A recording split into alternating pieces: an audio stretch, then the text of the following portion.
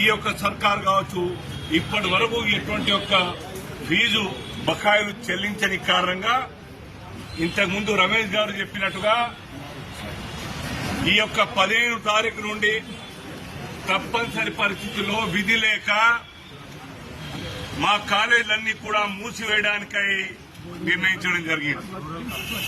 So ఇది మాకు ఇష్టంతో చేసే పని కాదు.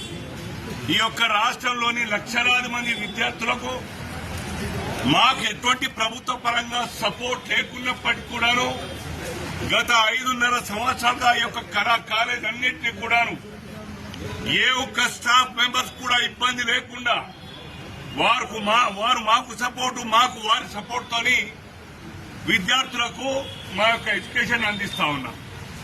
కానీ బ్యాడ్ లక్ ఏంటంటే రేవంత్ రెడ్డి గారు ముఖ్యమంత్రిగా అలాగే విద్యాశాఖ మంత్రిగా కూడా ఉన్నారు.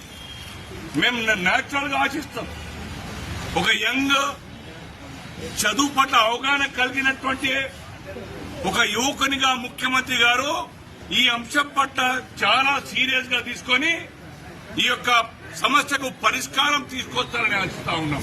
కానీ గత 6 మాసాల క్రితం ఏనాడైతే అక్కడ జేఎన్టీయూలో ఆల్ మేనేజ్మెంట్స్ తోని కలిసి మాట్లాడతానని చెప్పేసి మీటింగ్ పెట్టడం జరిగిందో ఆనాడు ఒక అర్థరహితమైనటువంటి మాట మాట్లాడినారు ముఖ్యమంత్రి గారు.